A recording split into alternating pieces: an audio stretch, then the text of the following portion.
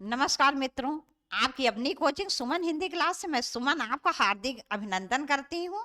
मित्रों, आप सभी को नव वर्ष मंगलमय हो।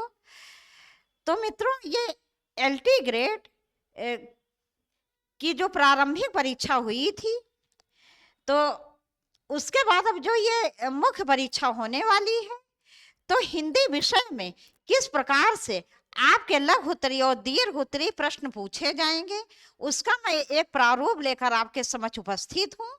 एक लघु उत्तरीय प्रश्न और एक दीर्घ उत्तरीय प्रश्न। देखो मित्रों, अभी एलटी ग्रेड प्रारंभिक परीक्षा का रिजल्ट नहीं आया है, लेकिन फिर भी ये तो पता चल ही जाता है जो लोग भी प्रारंभिक परीक्षा देते हैं कि मेरा इसमें सिलेक्शन होगा या नहीं होगा, मुझे मुख्य परीक्षा देने का अवसर मिलेगा या नहीं मिलेगा, इतना पता चल जाता है। और हो सकता है जब आपकी प्रारंभिक परीक्षा का रिजल्ट आ जाए तो आपको इतनी तैयारी करने का समय ना मिले, तो इसलिए तैयारी आप लोग अभी से शुरू कर दीजिए। वैसे तैयारी तो सब लोग कर ही रहे होंगे। तो मित्रों, ये एलटी ग्रेड हिंदी मुख्य परीक्षा के लिए मैं एक लघु उत्तरीय और दीर्घ उत्तरीय प्रश्न लेकर आपके समक्ष उपस्थित हूँ। जिस प्रकार से प्रश्न आपके यहाँ मुख्य परीक्षा में पूछे जाएंगे, तो जैसा कि आप लोगों को पता होगा कि मुख्य परीक्षा में 20 प्रश्न पूछे जाएंगे, जिसमें से 10 प्रश्न लघु उत्तरीय होंगे जो कि 125 शब्दों में लिखने होंगे, और दीर्घ उत्तरीय प्रश्न 10 होंगे जिसमें 200 शब्द होने चाहिए। लेकिन ये कोई जरूरी नहीं है 125 प्रश्न शब्द दे दिए गए हैं तो 125 ही शब्द हों, या 200 शब्द दे दिए गए हों तो 200 शब्द ही हों। लगभग होना चाहिए, लगभग इतना होना चाहिए, जहां तक हो सके इससे कम ना हो। वहां कोई देखो आपके शब्द गिनेगा नहीं, किसी पास इतना समय नहीं है जो आपके शब्द गिने। जैसे मान लो 125 शब्दों में कहा गया है लिखने के लिए, तो 25-30 शब्द ज्यादा भी हो सकते हैं। अब इसका मतलब ये नहीं हुआ कि जैसे 125 शब्द कह दिया गया है लिखने के लिए तो आपके हो जाए 180 प्रश्न। इतना अंतर नहीं होना चाहिए और उससे कम भी नहीं होना चाहिए, ठीक है। या 200 शब्द दे दिए गए हैं लिखने को तो आपके हो जाए 500 शब्द, इतना अंतर नहीं होना चाहिए। लगभग जैसे 20, 30, 35 शब्द आगे मतलब अधिक हो सकते हैं, कम तो बिल्कुल नहीं होने चाहिए किसी कीमत पे, लेकिन अधिक हो सकते हैं। तो मित्रों, किस प्रकार से आपको लघु उत्तरीय और दीर्घ उत्तरीय प्रश्न करने हैं, यही इसका प्रारूप लेकर मैं आपके समक्ष उपस्थित हूं। तो देखते हैं इन प्रश्नों को। देखो, ये प्रश्न, ये एक ही प्रश्न है जो 3 प्रकार से आपसे पूछा जा सकता है। हिंदी साहित्य इतिहास लेख, ये मित्रों अच्छा, तो हाँ, तो मैं ये कह रही हूँ यही प्रश्न लघु उत्तरीय में है, वही प्रश्न दीर्घ उत्तरीय मैंने रखे हैं, ठीक है। तो पहले हम लघु उत्तरीय देखेंगे, उसके बाद दीर्घ उत्तरीय देखेंगे। तो ये लघु उत्तरीय प्रश्न पहले देखें, फिर दीर्घ उत्तरीय। ये एक ही प्रश्न है, इसको 3 प्रकार से मैंने लिखा है। तो इस प्रकार से यही एक ही प्रश्न आपसे पूछा जा सकता है, लेकिन इसका उत्तर जो है वो एक ही होगा, अलग अलग नहीं होगा।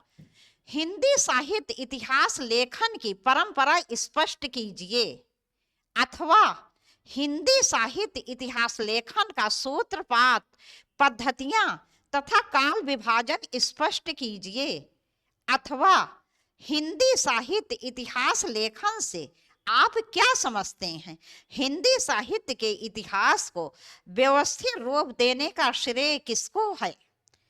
तो ये 3 प्रश्न हैं और तीनों का उत्तर एक ही होगा। तो सबसे पहले हम देखते हैं लघु उत्तरीय। लघु उत्तरीय जैसे मित्रों आपने संक्षेपण, जो हिंदी में संक्षेपण होता है, माने सारी चीजें उसमें आ जाएं और कम से कम शब्दों में हो, लेकिन कुछ छूटे ना, मुख्य जितनी भी बातें हैं वो सभी आ जाएं। वही है ये एक प्रकार से ये लघु उत्तरीय प्रश्न। तो देखते हैं, अब हम सबसे पहले देखेंगे हिंदी साहित्य इतिहास लेखन को कैसे स्पष्ट किया जाएगा। तो हिंदी साहित्य इतिहास को जानने से पहले हम सबसे पहले जानते हैं इतिहास क्या है। तो सबसे पहले हम देखेंगे इतिहास शब्द की व्युत्पत्ति। तो इतिहास शब्द इति धनहा धन आस से मिलकर बना है। इति का अर्थ हुआ ऐसा, हा का अर्थ हुआ निश्चित रूप से, आस का अर्थ हुआ या घटा। अर्थात इतिहास कल्पना नहीं सत्य है। मतलब इतिहास शब्द कैसे बना है, इस बात का ध्यान रखिएगा कि हमें कम से कम शब्दों में और सारी बातें लिख देनी है, मतलब कुछ छूटना नहीं चाहिए और बिल्कुल संक्षेप में लिखना भी है। तो इतिहास शब्द की व्युत्पत्ति इति धनहा धन आस से हुई है। इति का अर्थ ऐसा, हा का अर्थ निश्चित रूप से, आस का अर्थ हुआ या घटा। तो इसका अर्थ क्या निकल रहा है, अर्थात ऐसा निश्चित रूप से हुआ या घटा। इतिहास कल्पना नहीं सत्य है, मतलब इतिहास कल्पना नहीं है, वो सत्य है। जैसे हम लोग वैदिक, मतलब ये मैं आपको अलग से समझाने के लिए बता रही हूँ। जैसे वैदिक काल में ऐसी वेशभूषा थी, रीति रिवाज था, ये था वो था, ये हम कैसे जानते हैं, क्योंकि वैदिक काल में जो घटनाएं घटी, जो परिस्थितियां थी, उन्हें लिपिबद्ध कर दिया गया, लिख दिया गया, वही इतिहास बन गया। फिर उसके बाद जैसे बौद्ध धर्म, जैन धर्म, मतलब जो जिस समय जैसा भी था, मुगल काल आया, उसमें जो लिख दिया गया, तो उस समय जो लिख दिया गया वही आज इतिहास है। अंग्रेजों का शासन था, उस समय जो लिख दिया गया वही आज इतिहास हो गया। आज जो परिस्थितियां हैं, ये जो लिखा जा रहा है, यही आने वाले समय में इतिहास बन जाएगा। तो इतिहास कोरी कल्पना नहीं है।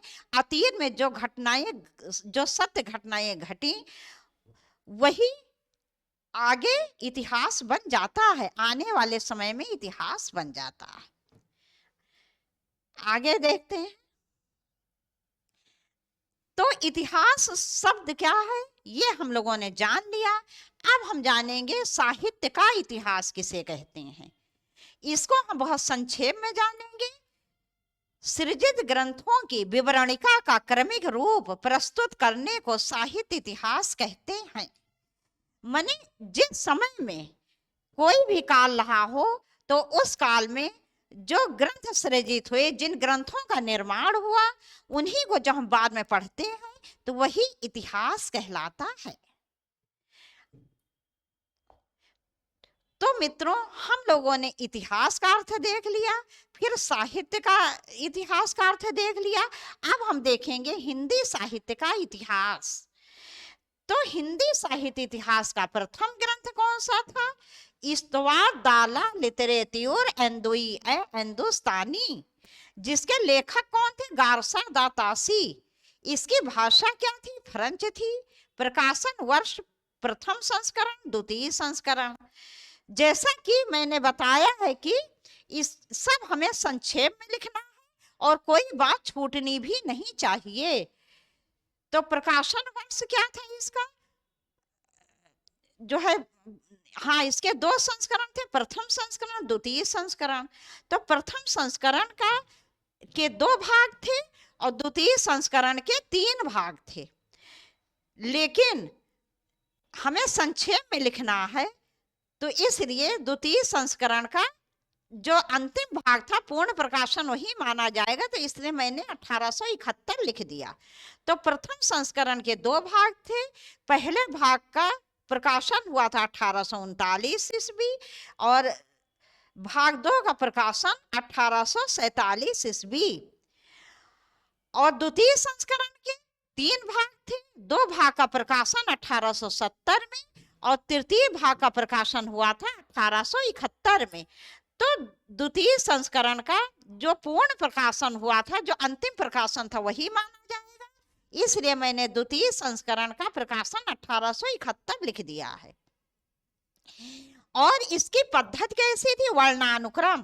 वर्णानुक्रम पद्धति का अर्थ ये होता है कि चाहे किसी कोई कवि जितने बात का क्यों ना हो, लेकिन वर्णमाला के अक्षरों के अनुसार था। जैसे मान लो कि अंग्रेजी में ए पहले आता है, आ पहले आता है हिंदी में, तो यदि किसी लेखक का नाम मान लो चा से है, ला से है, किसी भी नाम से है, लेकिन हाँ चा से है, ला से है, किसी भी नाम से है, तो उसने रचना चाहे जितने पहले की हो, उसने रचना चाहे जितने पहले की हो, लेकिन उसका नाम बाद में आता।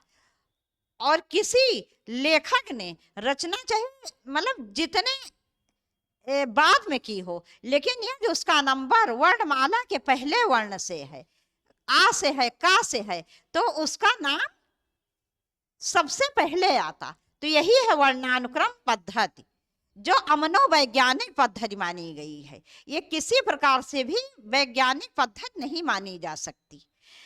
और इसके जो है तो इन्होंने वर्णानुक्रम पद्धति अपनी रचना में गारसा दत्तासी ने वर्णानुक्रम पद्धति में इस्तवाद दाला लिटरेचर एंदोई हिंदुस्तानी की रचना की है, जो अमनोवैज्ञानिक है।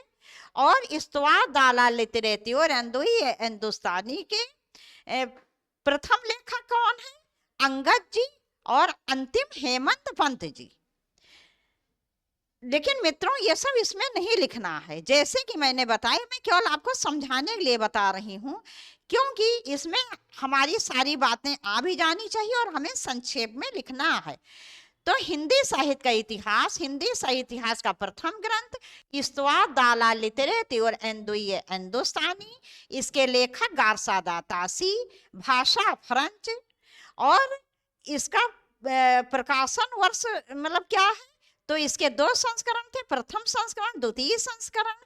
प्रथम संस्करण का प्रकाशन के इसके 2 भाग थे।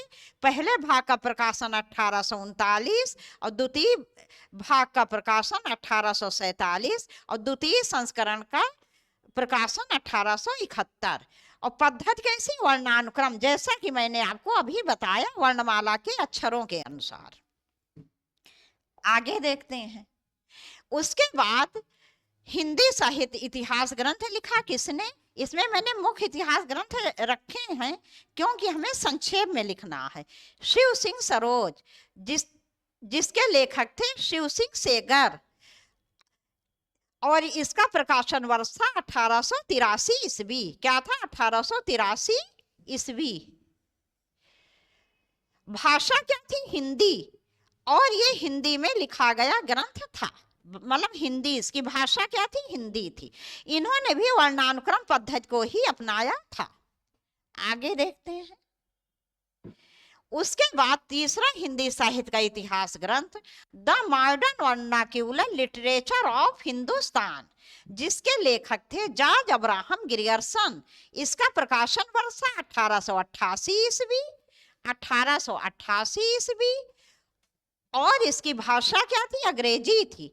इसमें पद्धति कौन सी? कालानुक्रमी पद्धति। इनसे पहले किसी ने भी हिंदी साहित्य इतिहास का काल विभाजन नहीं किया था। ये पहले लेखक थे, ये हिंदी साहित्य इतिहास के पहले लेखक थे, जॉर्ज अब्राहम ग्रियर्सन जी, जिन्होंने कालानुक्रमी पद्धति अपनाई थी the modern vernacular literature of Hindustan अपने ग्रंथ में, और इन्होंने 11 भागों में काल विभाजन किया था। ठीक है, तो इसमें हमें बहुत विस्तार से नहीं लिखना है, जैसा कि मैंने बताया कि सारी बातें भी आ जाए और हमें संक्षेप में लिखना है। तो तीसरा ग्रंथ हिंदी साहित्य इतिहास ग्रंथ था the modern vernacular literature of Hindustan. इसके लेखक जॉर्ज अब्राहम ग्रियर्सन। प्रकाशन वर्ष 1888 ईस्वी। भाषा अंग्रेजी। पद्धति कालानुक्रमी। काल विभाजन 11 भागों में किया था। आगे देखते हैं। चौथा है मिश्र बंधु विनोद। इसके 4 भाग थे। मिश्र बंधु विनोद, इसके 4 भाग थे, और इसके लेखक कौन थे? गणेश बिहारी मिश्र, श्याम बिहारी मिश्र, सुखदेव बिहारी मिश्र। तो गणेश बिहारी मिश्र, श्याम बिहारी मिश्र, सुखदेव बिहारी मिश्र, ये तीनों भाई थे, बंधु थे, और इन्हीं के नाम पर इनके इतिहास ग्रंथ का नाम मिश्र बंधु विनोद पड़ा है। ठीक है। अब इसके जो है इसका प्रकाशन दो भागों में हुआ था। मिश्र बंधु विनोद नामक जो इनका इतिहास ग्रंथ है, इसका प्रकाशन दो भागों में हुआ था। प्रथम द्वितीय तृतीय भाग का प्रकाशन 1913 ईस्वी, चतुर्थ भाग का प्रकाशन 1934 ईस्वी। और इसके लेखक कौन थे? मिश्र बंधु विनोद, वो सॉरी मिश्र बंधु जी इसके लेखक थे। इनका नाम क्या था? गणेश बिहारी, श्याम बिहारी, सुखदेव बिहारी। मित्रों जरा से मुझे लग रहा है कि ये देखो, ये थोड़ा सा मैंने समझाया था, टाइपिंग की मिस्टेक हो गई है, तो इसको मैं थोड़ा सही कर दे रही हूँ मित्रों। जैसे कि हम लोगों को कम से कम शब्दों में किया गया लिखना है, इसको कम से कम शब्दों में लिखना है, तो 11 भागों में इतना पर्याप्त था। ये किया गया जो है ये अनुचित है, बस 11 भागों में इतना पर्याप्त है। कम से कम शब्दों में लिखना है जहां तक हो सके, कुछ छूटना भी नहीं चाहिए, सारी बातें आ जानी चाहिए। तो 11 भागों में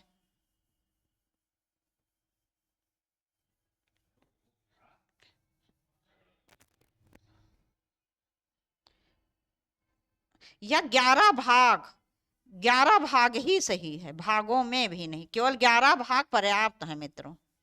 ठीक है। मैंने बहुत समझाया, तो वहीं बैठे भी थे, सब नोट्स बनवा रहे थे, लेकिन फिर भी टाइपिस्ट जो है ना वो थोड़ी बहुत गलती कर ही देते हैं। 11 भाग,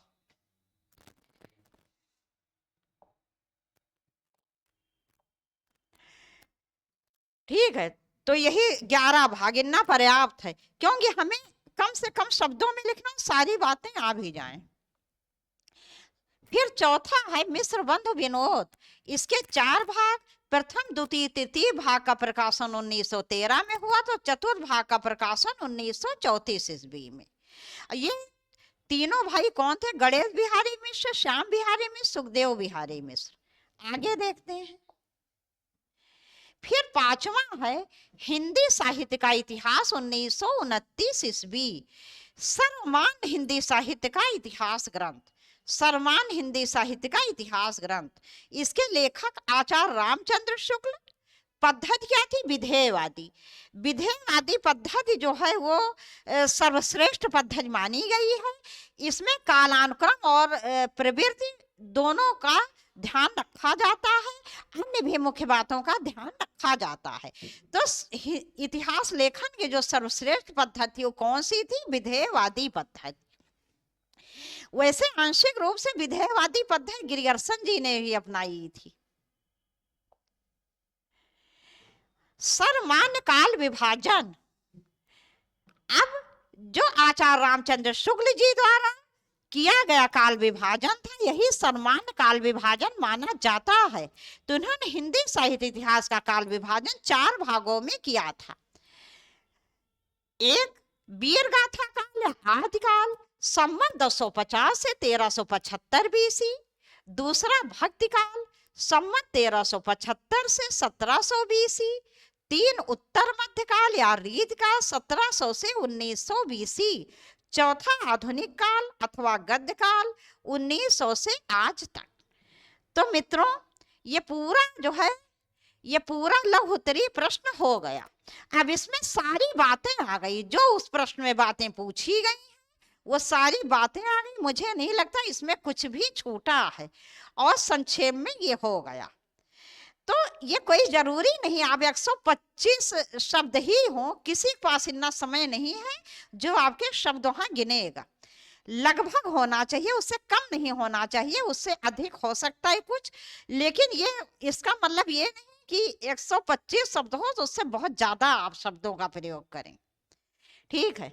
अब उसके बाद देखेंगे यही प्रश्न दीर्घ उत्तरी। अब देखो हिंदी साहित्य दीर्घ उत्तरी, ये प्रश्न वही है जो अभी पढ़े, ये देखो वही प्रश्न फिर से लिख दिए गए हैं। तो अब हम देखेंगे दीर्घ उत्तरी प्रश्न। दीर्घ उत्तरी का मतलब क्या होगा, इससे ज्यादा शब्द रहेंगे, लगभग 200 शब्द। 200 शब्दों से कम नहीं होना चाहिए, उससे ज्यादा हो सकता है, लेकिन 200 शब्दों का मतलब ये नहीं आप 400 शब्द लिख दो, 500 शब्द लिख दो। तो देखते हैं प्रश्न वही मित्रों जो अभी लघु उत्तरी में हमने देखे थे। हिंदी साहित्य इतिहास लेखन की परंपरा स्पष्ट कीजिए, वही प्रश्न है। अथवा हिंदी साहित्य इतिहास लेखन का सूत्रपात, पद्धतियां तथा काल विभाजन स्पष्ट कीजिए। अथवा हिंदी साहित्य इतिहास लेखन से आप क्या समझते हैं, हिंदी साहित्य के इतिहास को व्यवस्थित रूप देने का श्रेय किसको है। मित्रों यदि आपको ये वीडियो पसंद आता है तो आप लोग चैनल को तुरंत सब्सक्राइब करिए, बेल आइकन प्रेस करिए, और यदि आपको और इस प्रकार के प्रश्न चाहिए तो आप कमेंट्स करिए।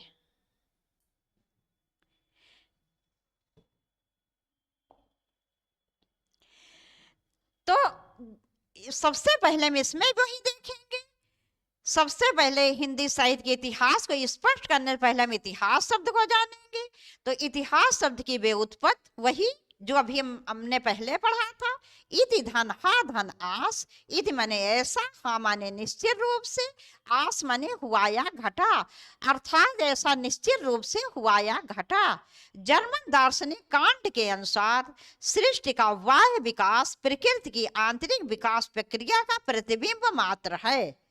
कांट जी क्या कहते हैं कि सृष्टि का जो बाह्य विकास है, जो हमें बाहरी रूप से दिखाई देता है, वो कहीं ना कहीं सिर्फ सृष्टि में आंतरिक रूप से भी घटित होता है और वही इतिहास के रूप में लिपिबद्ध कर दिया जाता है। अब हम देखेंगे साहित्य का इतिहास। सृजित ग्रंथों की विवरणिका का क्रमिक रूप प्रस्तुत करने को साहित्य इतिहास कहते हैं। वही जो हम लोगों ने लघु उत्तरी में पढ़ा था कि कोई भी काल हो तो उस समय की जो घटनाएं होती हैं उसको जब हम लिपिबद्ध कर देते हैं, ग्रंथों में उसका सृजन कर देते हैं, तो वही इतिहास कहलाता है। आचार्य रामचंद्र शुक्ल के अनुसार प्रत्येक देश का साहित्य वहां की जनता की चित्तवृत्ति का संचित प्रतिबिंब होता है। तब यह निश्चित है कि जनता की चित्तवृत्ति में परिवर्तन के साथ साथ साहित्य के स्वरूप में भी परिवर्तन होता चला जाता है। आज से अंत तक इन्हीं चित्तवृत्तियों की परंपरा को परखते हुए साहित्य परंपरा के साथ इनका सामंजस्य दिखाना ही साहित्य का इतिहास कहलाता है। आचार्य रामचंद्र शुक्ल जी के कहने का अर्थ क्या है कि प्रत्येक देश का साहित्य, जो साहित्य होता है प्रत्येक देश का, तो उस देश की जनता की मानसिकता कैसी है, उसका खान पान कैसा है, उसका विचार कैसा है, उसके अन्य रीति रिवाज कैसे हैं, ये सभी चीजें जो हैं वो साहित्य इतिहास में से हमें साहित्य इतिहास से हम उससे परिचित होते हैं। इससे पता चलता है कि किसी भी देश की लोगों का रहन सहन, खान पान सब क्या था, कैसा था, वो कौन से धर्म को मानते थे, किस प्रकार की नहीं मानते थे, आस्तिक थे, नास्तिक थे, क्या थे। तो तब यह निश्चित है कि जनता की चित्तवृत्ति में परिवर्तन के साथ साथ साहित्य के स्वरूप में भी परिवर्तन होता है। और इससे यह पता चलता है कि जनता की जो चित्तवृत्ति है, मानसिकता है, उसके साथ साथ साहित्य की प्रवृत्ति में भी परिवर्तन होता है। जैसे कि वैदिक काल में लोगों की चित्तवृत्ति, मानसिकता अलग थी, तो उस प्रकार का साहित्य था, रहन सहन, पहनावा। फिर मुगल काल में रहन सहन, पहनावा सब अलग हो गया, खान पान अंग्रेजों के समय में अलग था, वर्तमान में अलग है। ठीक है, तो इस प्रकार से आचार्य शुक्ल जी कहते हैं कि आदि से अंत तक इन्हीं चित्तवृत्तियों की परंपरा को परखते हुए साहित्य परंपरा के साथ इनका सामंजस्य दिखाना, मतलब इनकी समानता दिखाना ही साहित्य का इतिहास कहलाता है। आगे देखते हैं हिंदी साहित्य का इतिहास। अब हम देखेंगे हिंदी साहित्य का इतिहास। वही जो हमने लघुत्तरी में देखा था, बस इसका रूप थोड़ा विस्तृत हो जाएगा। हिंदी साहित्य इतिहास का प्रथम ग्रंथ वही इस्तवाद दाला लितरेती और एंदुई ए हिंदुस्तानी, एंदुई ए हिंदुस्तानी। लेखक गारसा दा तासी, गारसा दा तासी। भाषा फ्रेंच, भाषा फ्रेंच। प्रकाशन संस्था ओरिएंटल ट्रांसलेशन कमेटी ब्रिटेन और आयरलैंड। इसके प्रकाशन संस्था क्या थी? ओरिएंटल ट्रांसलेशन कमेटी ब्रिटेन और आयरलैंड। प्रकाशन वर्ष प्रथम संस्करण भाग 1 1839, भाग 2 1847, पद्धति वर्णानुक्रम, और द्वितीय संस्करण का प्रकाशन 1871। ठीक है मित्रों, क्या है हिंदी साहित्य इतिहास? हिंदी साहित्य इतिहास का प्रथम ग्रंथ इस्तवाद दाला लितरेती और एंदुई हिंदुस्तानी। लेखक गारसा दा तासी। भाषा फ्रेंच। प्रकाशन संस्थान ओरिएंटल ट्रांसलेशन कमेटी ब्रिटेन और आयरलैंड। प्रकाशन वर्ष प्रथम संस्करण, द्वितीय संस्करण। प्रथम संस्करण के 2 भाग, पहले भाग का प्रकाशन 1839, द्वितीय भाग का प्रकाशन 1847। मतलब प्रथम संस्करण के द्वितीय भाग का प्रकाशन 1847 और द्वितीय संस्करण 1871। पद्धति वर्णानुक्रम।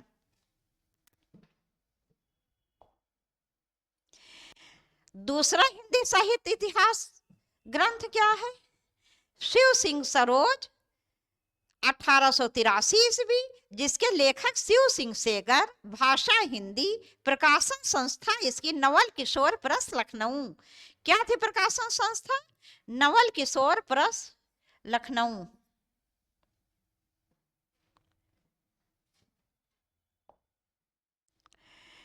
तीसरा हिंदी साहित्य इतिहास ग्रंथ the modern vernacular literature of Hindustan. लेखक जॉर्ज अब्राहम ग्रियर्सन। प्रकाशन वर्ष 1888 ईस्वी। भाषा अंग्रेजी। प्रकाशन संस्था एशियाटिक सोसाइटी ऑफ बंगाल। पद्धति कालानुक्रमी। काल विभाजन 11 भागों में किया गया। हटा दें, बस 11 भागों में पर्याप्त है। रुको मित्र, 11 भागों, 11 भागों, 11 भाग पर्याप्त है।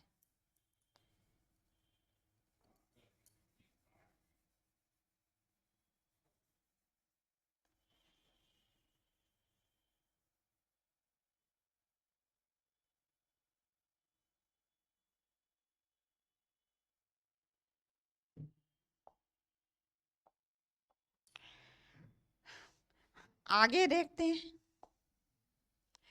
चौथा हिंदी साहित्य इतिहास ग्रंथ मिश्र बंधु विनोद। 4 भाग। प्रथम द्वितीय तृतीय भाग का प्रकाशन 1913 में और चतुर्थ भाग का प्रकाशन 1934 ईस्वी। तो मित्रों, मिश्र बंधु विनोद का प्रकाशन 2 भागों में हुआ था। प्रथम भाग का प्रकाशन 1913 और प्रथम द्वितीय तृतीय भाग का प्रकाशन 1913 और चतुर्थ भाग का प्रकाशन 1934 ईस्वी।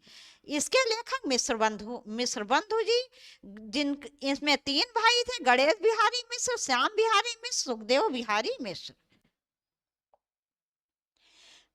5वां देखते हैं हिंदी साहित्य का इतिहास 1929 ईस्वी। 1929 ईस्वी ये सम्मान हिंदी साहित्य इतिहास ग्रंथ है माना जाता है, जिसके लेखक आचार्य रामचंद्र शुक्ल जी। प्रकाशन संस्था काशी नागरी प्रचारणी सभा वाराणसी। हिंदी साहित्य इतिहास ग्रंथ का जिसके लेखक आचार्य रामचंद्र शुक्ल जी हैं, यही सम्मान इतिहास ग्रंथ माना जाता है। प्रकाशन वर्ष क्या था? 1929 ईस्वी। तो इसके प्रकाशन संस्था क्या थी? काशी नागरी प्रचारणी सभा वाराणसी। शुक्ल जी का हिंदी साहित्य का इतिहास पहले हिंदी शब्द सागर की भूमिका के रूप में लिखा गया था। आचार्य रामचंद्र शुक्ल जी पहले इसे हिंदी शब्द सागर की भूमिका के रूप में लिखे थे। वो वास्तव में भूमिका लिखना चाहते थे, लेकिन फिर ये बहुत विस्तृत हो गया, क्योंकि शुक्ल जी तो बस शुक्ल जी। ठीक है, उनकी तुलना किसी से की नहीं जा सकती।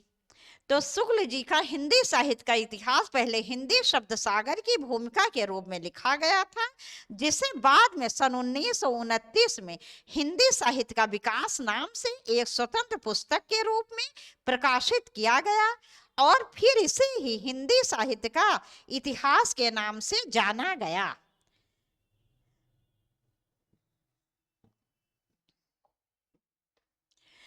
पद्धति क्या थी? विधेयवादी, जो सर्वश्रेष्ठ इतिहास ग्रंथ की पद्धति मानी जाती, विधेयवादी।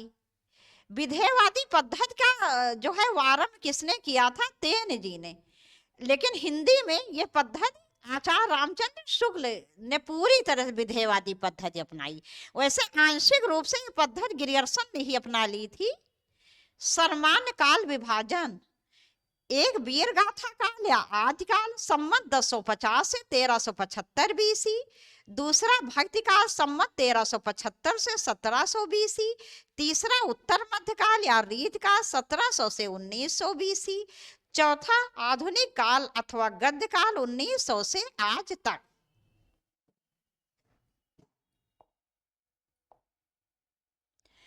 अब मित्रों यहीं पर ये वीडियो समाप्त कर रहे हैं। तो मैंने सोचा कि आप लोगों को 9 वर्ष में क्या तोहफा दें, तो मुझे लगा इससे अच्छा तोहफा कुछ नहीं हो सकता। तो यदि आपको ये वीडियो पसंद आता है, यदि आपको लगता है कि मैंने जो प्रश्न बनाए हैं उचित हैं आपकी परीक्षा की दृष्टि से, तो आप चैनल को सब्सक्राइब करिए, बेल आइकन प्रेस करिए, और यदि आपको इस प्रकार के और प्रश्न चाहिए तो कमेंट्स कीजिए। मैं आपको सारे चैप्टर के कमेंट्स दे दूंगी। सारे चैप्टर के प्रश्न मैं आपको बना बना देती रहूंगी, सारे चैप्टर के, कोई चैप्टर छूटेगा नहीं। तो मित्रों यहीं पर ये वीडियो समाप्त कर रहे हैं। नमस्कार, सब लोगों को 9 वर्ष मंगलमय हो।